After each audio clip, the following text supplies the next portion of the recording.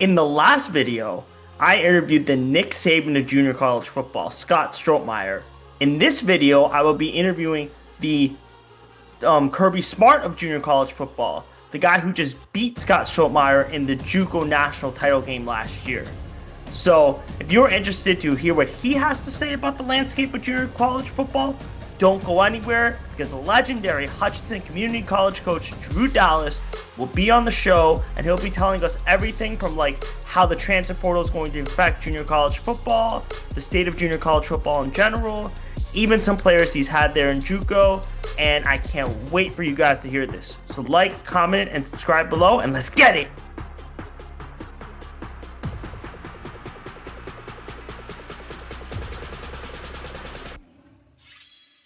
I also see, based on my research, Malik Benson went to Hutch while you were there, correct?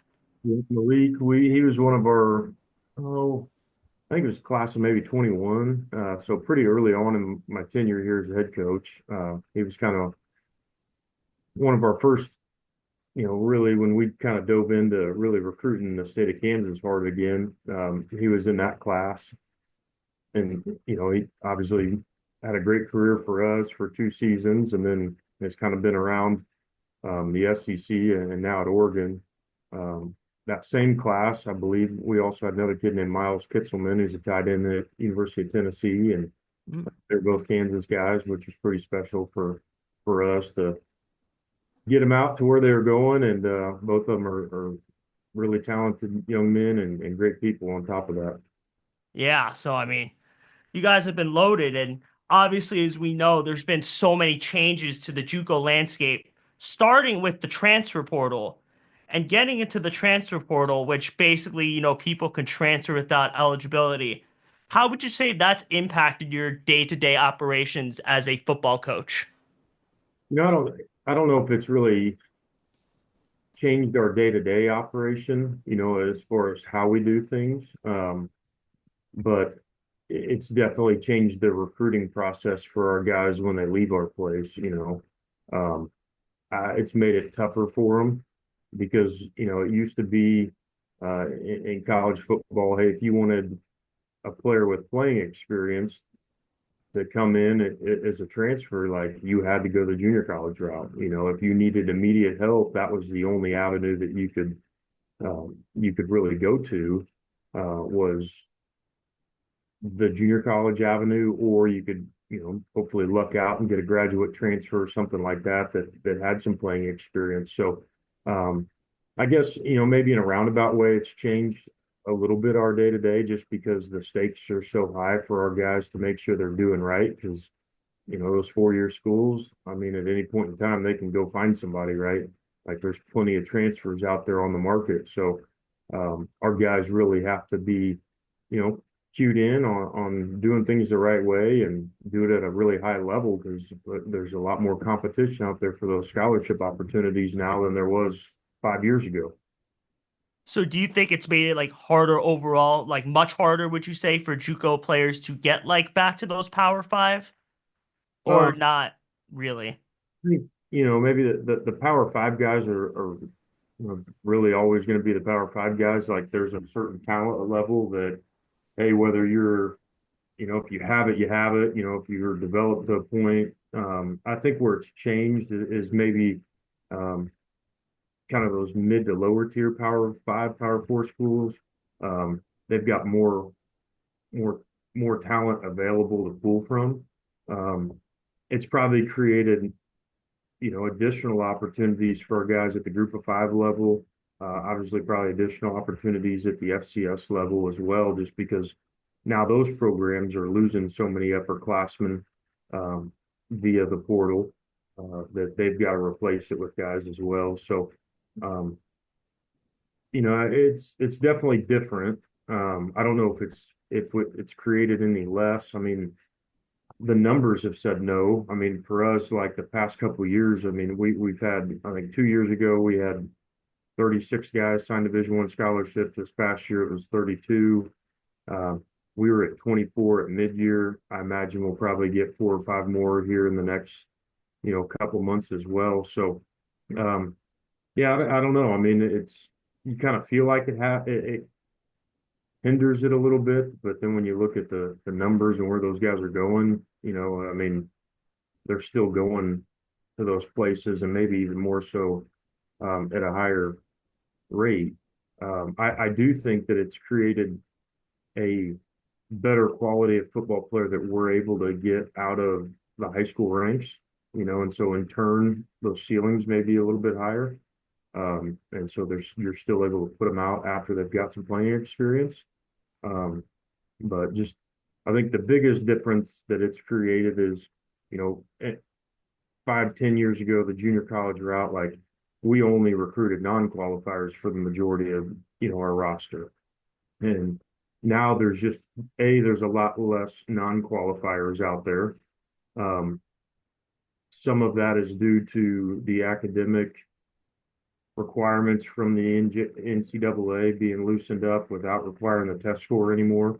Um, some of that is because of credit recovery becoming a real deal and online classes that kids are And able to take. sorry, by tests you mean like SAT and ACT, like those tests, and like I know Florida has like the FCAT Yeah, too. SAT and ACT. So those aren't required for NCAA eligibility anymore.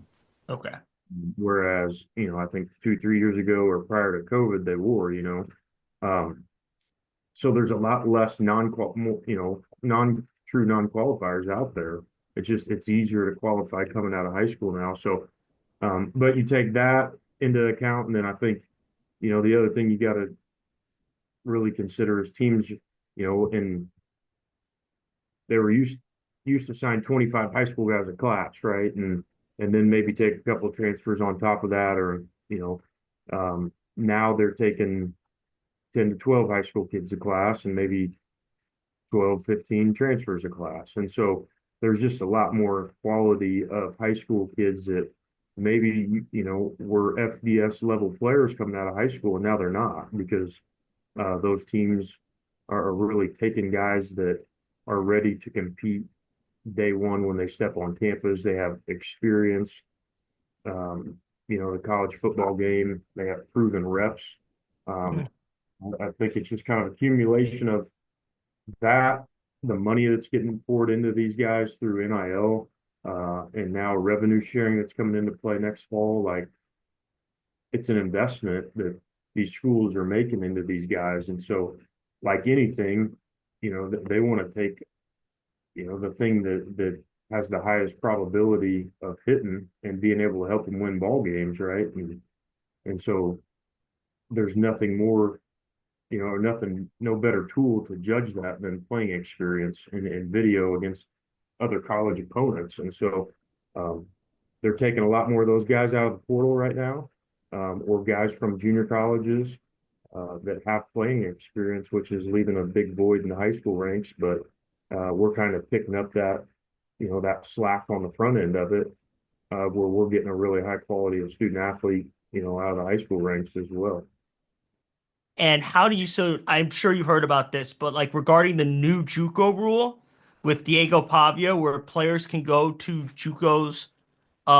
Actually, sorry, before we get to that, um, what are like the primary sources of funding for junior colleges?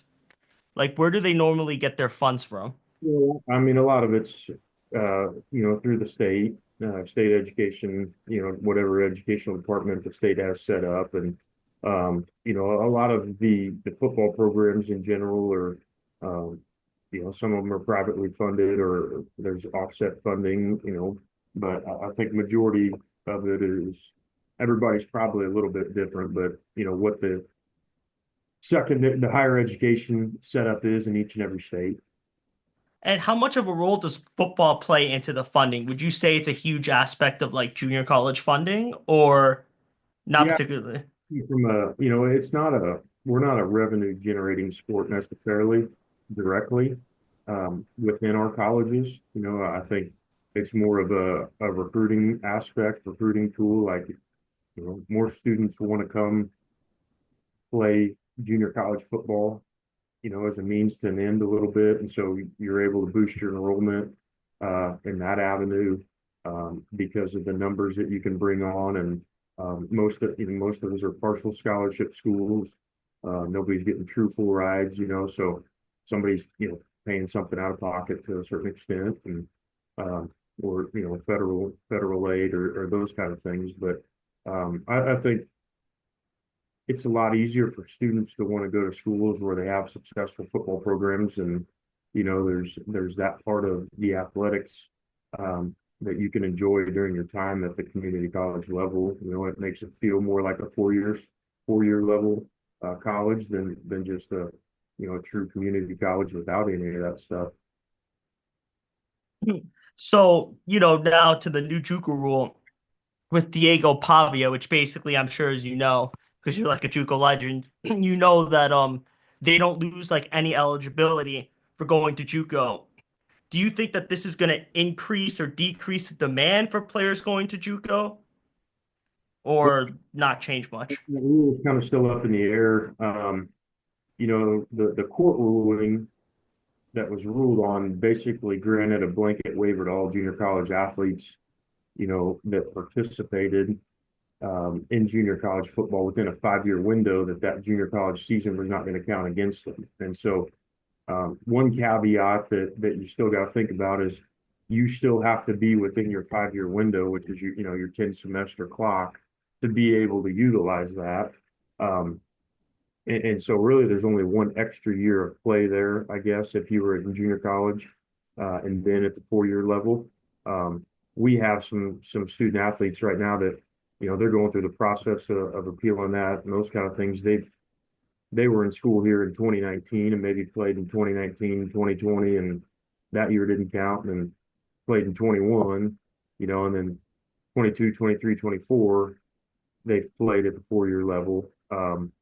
And so, they've used up their 5 year window, their 5 year clock. So they're not eligible under that rule. And so that's kind of one caveat that I think a lot of people kind of miss out on, is that still has to happen within a 5 year clock at this point in time. And then, really the NCAA has not came out and said they're changing that rule. There's just a precedent set via that lawsuit that allows, next year, if they don't change the rule, then there's going to be somebody else that files a lawsuit against them again, right? And so, with that precedence being said, I would assume that the outcome would be the same.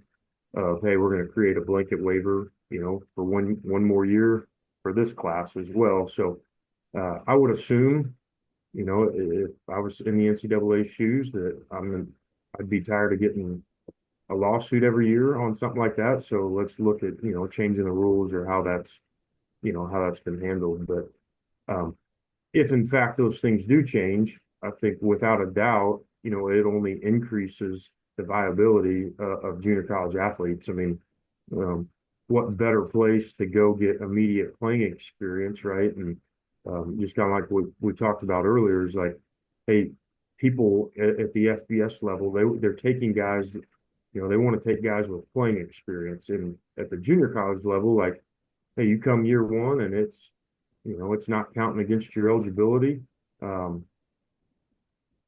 I get a chance to play, and the only thing that's going to hold me back, or I guess the only thing I've got to do to get on the field and really compete for reps is compete with other freshmen and maybe second year players, sophomores.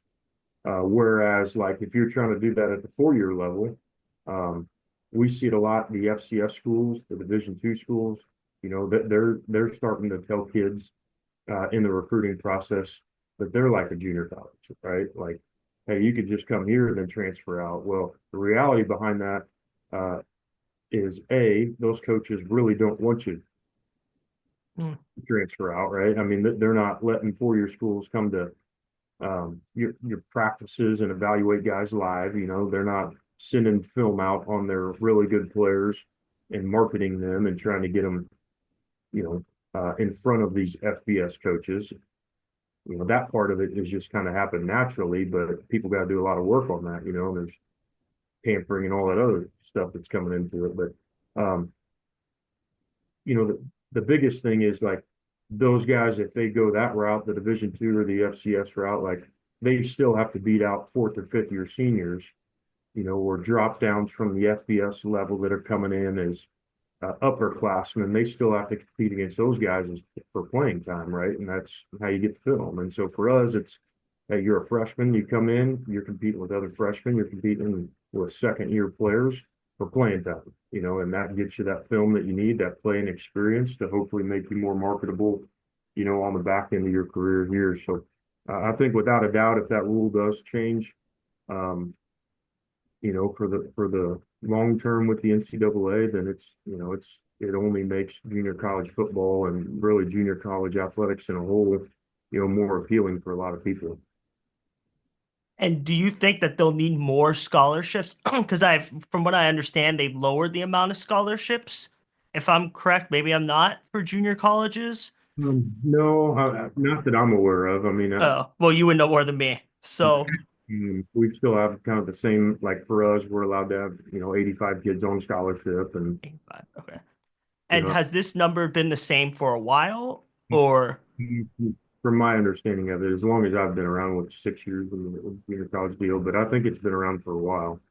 Um, okay?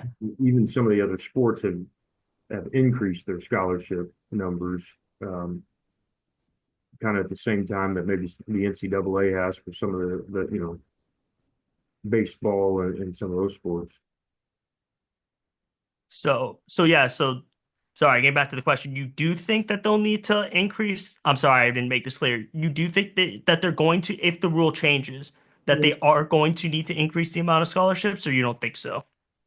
Yeah, I think, where we're at from a scholarship standpoint right now is, I mean, we can operate our programs the way that we need to operate them, as far as the roster numbers and those kind of things. So, um, to me, if you increased it, it's really not going to give much benefit because you're already seeing, um, you can't play that many people, right? Like, you'd just be adding to keep guys on the bench, essentially, the back half of your roster or something like that. And that'd be hard for them to move on and get the exposure needed. But um, yeah, I don't see that being a deal. I mean, of course, that's not in my realm of decision making either.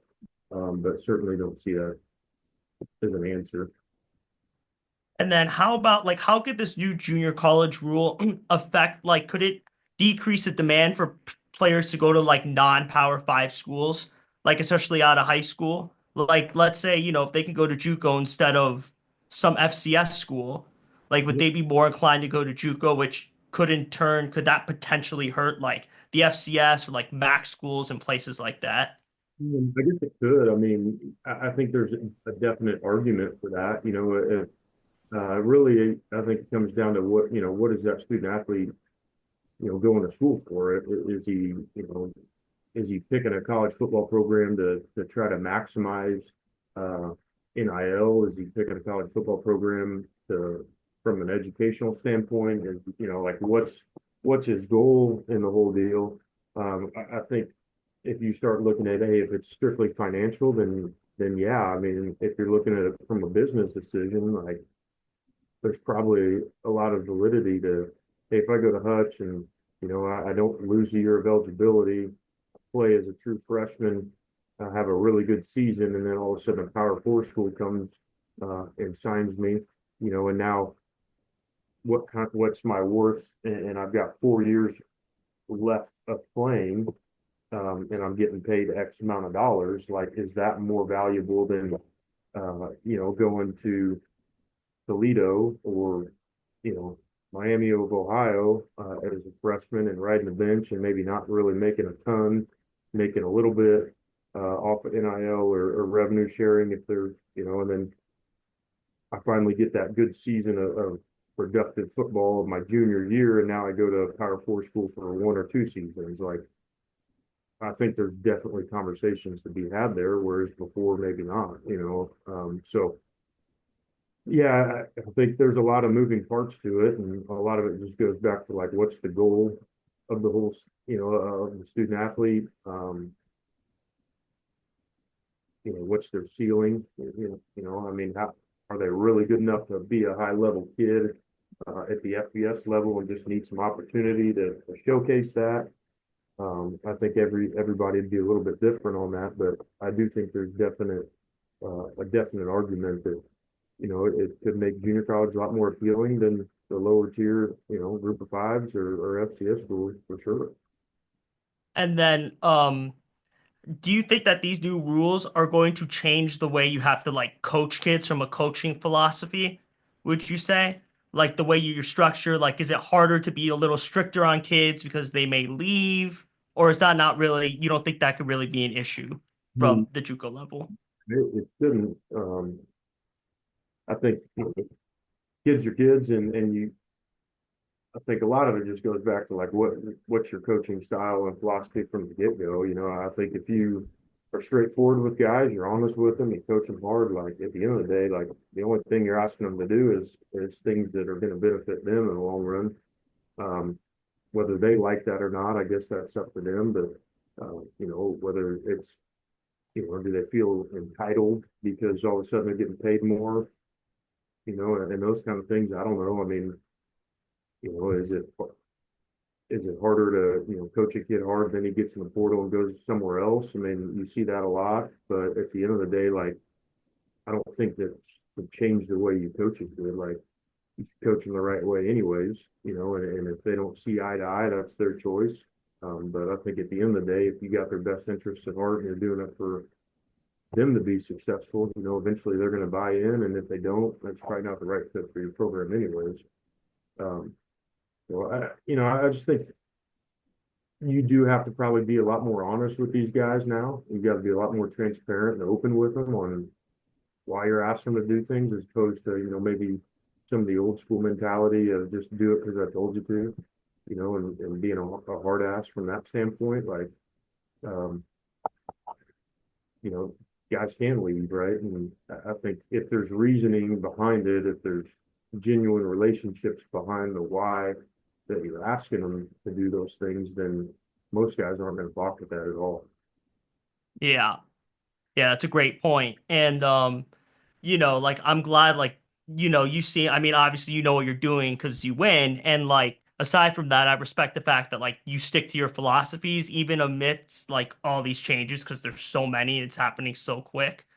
And I guess like is it possible that like JUCO if assuming the rule changes, is it possible that they might need collectives? Or is it possible, like, for example, let's say a player at, I don't know, North Carolina, they think he has potential, but is not ready to play yet. Is it possible that he can come to Hutchinson for a year, develop, and then go back to North Carolina and keep his NIL deal he received at North Carolina? I don't know if I explained that well. Like I don't think we have rules against it as far as the junior college association. I mean, um, those are federal rules where NIL is, acceptable, and that those student athletes are able to, profit off of name, image, and likeness. So um, I don't see why not, and I would think it'd be possible for sure. Yeah, it's very interesting.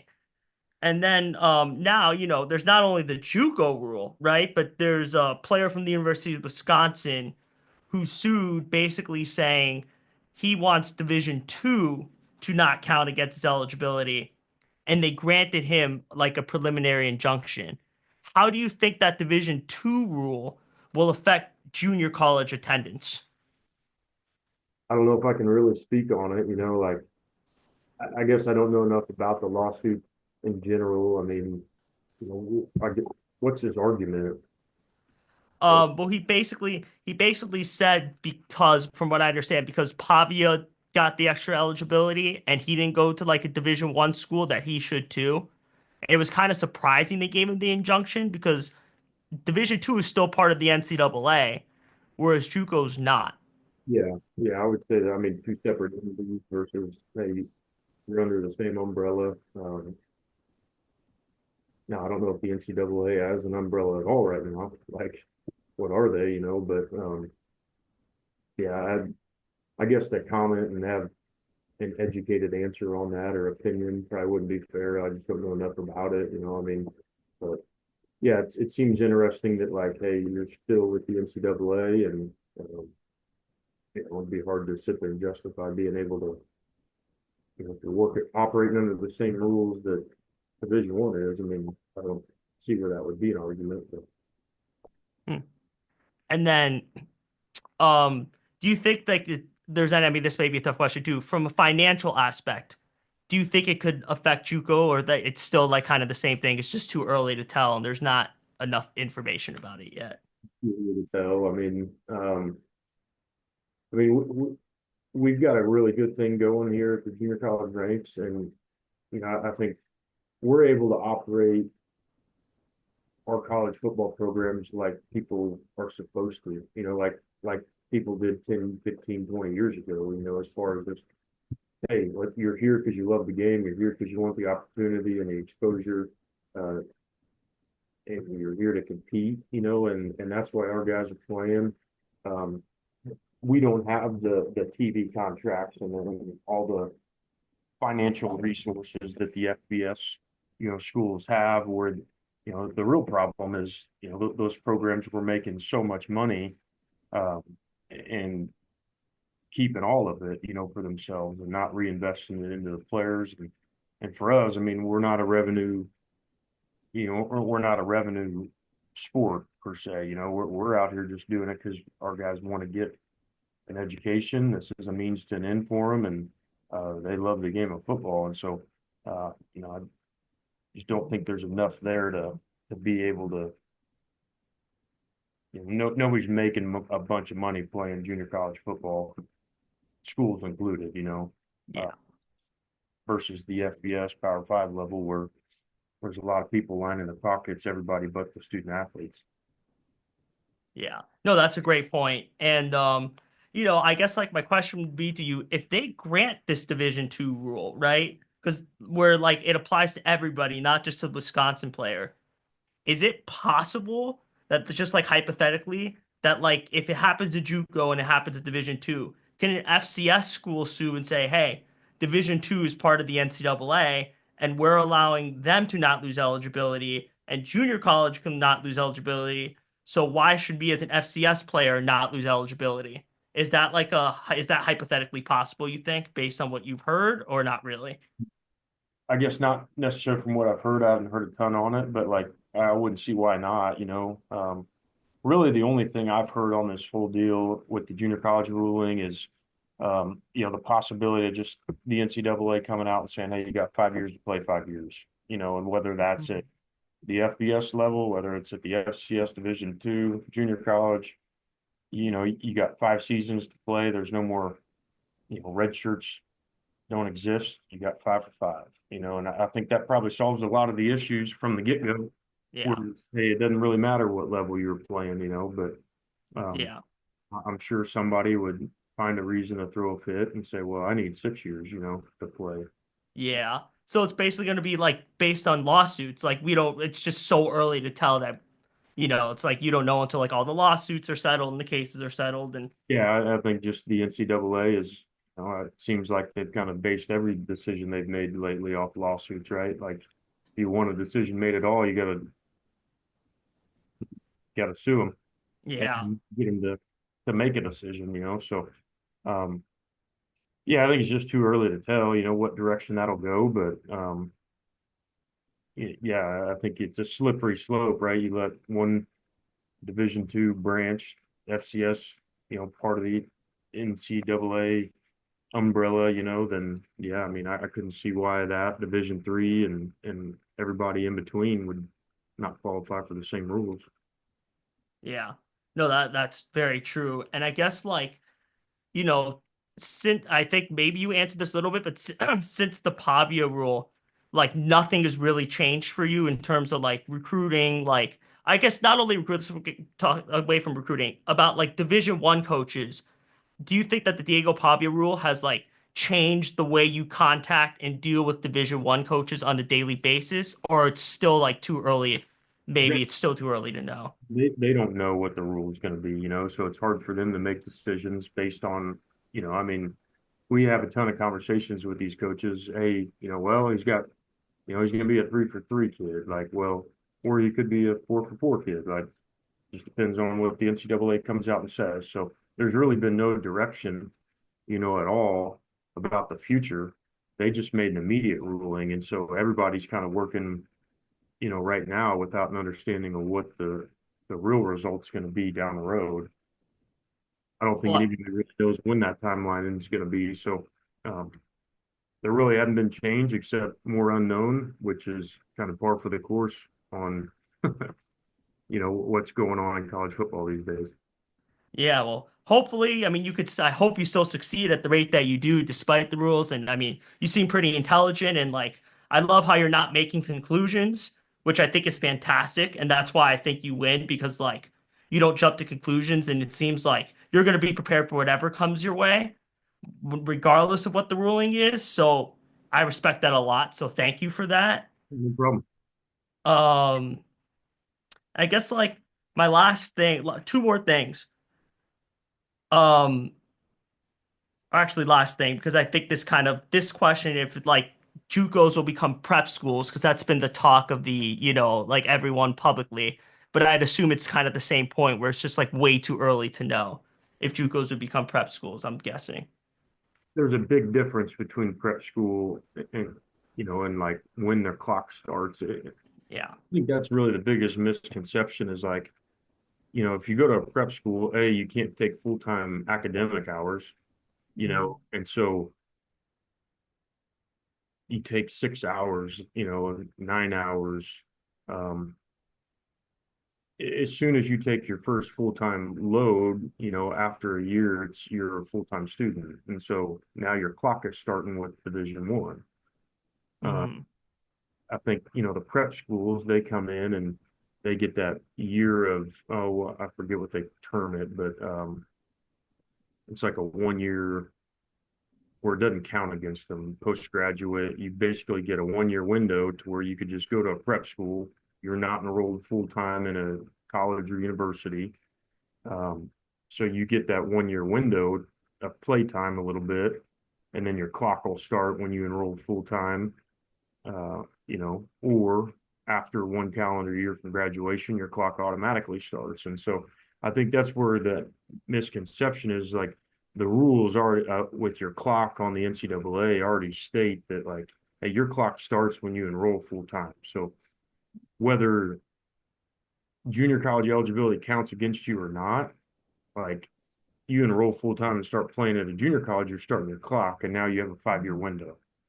So Mhm. I just I don't see where we'd be able to technically be a legitimate prep school um, unless you just didn't, you know, take classes in your first year. You stayed under 12 hours, which for us, you got to be enrolled full time to be able to compete. So, Hmm. um, Last thing for you. Thank you so much. This was like super insightful. What would you say your favorite moment as a coach is? Like your favorite moment ever, I guess. just like individual moment or just, Like individual. Yeah.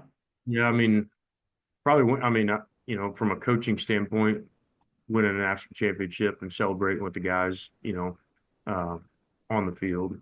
I think that's a really special moment just because it's how much work is put into it, and to see the smiles on your players' face, to hear how they're talking about being a champion, and a lot of them never really thought that that would ever even be a possibility. A lot of them never experienced winning in general before, and then all of a sudden you do it at the peak of, and you kind of achieve, the ultimate, um, the height of your sport and your organization. That's really, really special to hear how it kind of immediately changes their lives, and how they talk about it. So I'd say that's kind of the height of it, just being there with them, and then the coaches' families being around during that time out on the field celebrating is really, really special. Well, that's a great answer. Thank you so much for your time, Coach. I really, really appreciate this, and I hope you have a wonderful rest of your day. Yeah, good luck on all your master's stuff. So, um, Thank you. And let anything, me know if there's anything I can do to help you. You ever need like food suggestions down in Florida? I live in Miami, so anytime, anything you need me for, just don't hesitate to reach out to me. I'm happy to help.